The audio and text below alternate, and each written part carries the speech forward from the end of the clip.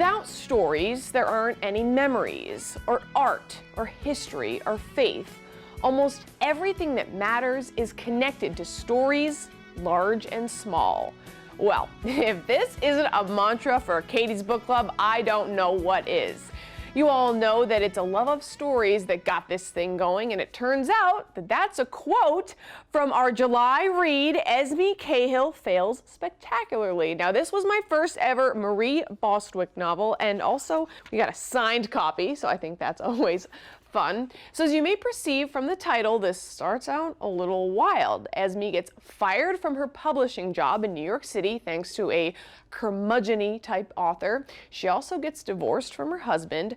So she drives her beat-up car, which she calls the toaster, back to Asheville, North Carolina, to her grandparents' home where she grew up. Now, this was her grandmother Adele's request before she passed away.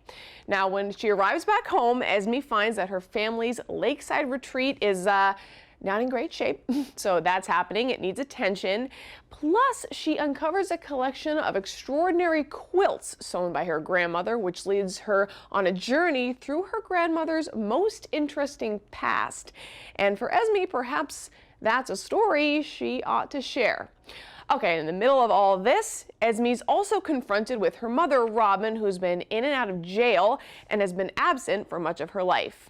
And also, that curmudgeon-y author that I talked about, he shows up again. So, I don't want to give too much away, but I did love the way all of this came together in the end. Something I found truly fascinating in this book was that Esme's grandmother Adele had synesthesia, which is described in the book as a brain malfunction in which the senses can become confused, eliciting an abnormal connection in response to a certain stimuli. So, when Adele had emotions, she associated them with tastes. When she had feelings, she associated them with colors. And I truly didn't know anything about this condition, so I found this really interesting. And I also loved the way the author would describe the different quilts that Adele had sewn together, and I loved trying to picture them in my head.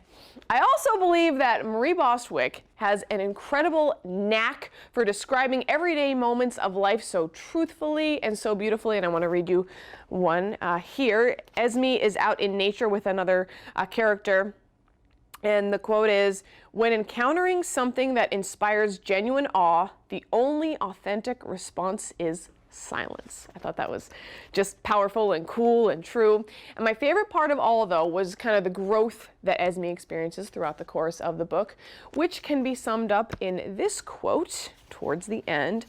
And she says, "The stuff that really matters tends to come with a built-in timeline that's usually a secret and almost always different than yours." So I thought that was really interesting and very just cool for all of us as we go through life. And we expect certain things at certain times, and you know, it's all different. So again, check this book out. Esme Cahill Fails Spectacularly. Get your copy at Bethany Beach Books today. And also be sure to grab Katie's Book Club pick for August. We are traveling back in time to 1941. England, the world is at war, and one woman has answered an advertisement to accompany an orphaned child as he returns home to Australia. Now, upon their arrival, she learns some haunting truths and becomes drawn to the boy's uncle. I will say no more. Grab your copy at Bethany Beach Books today.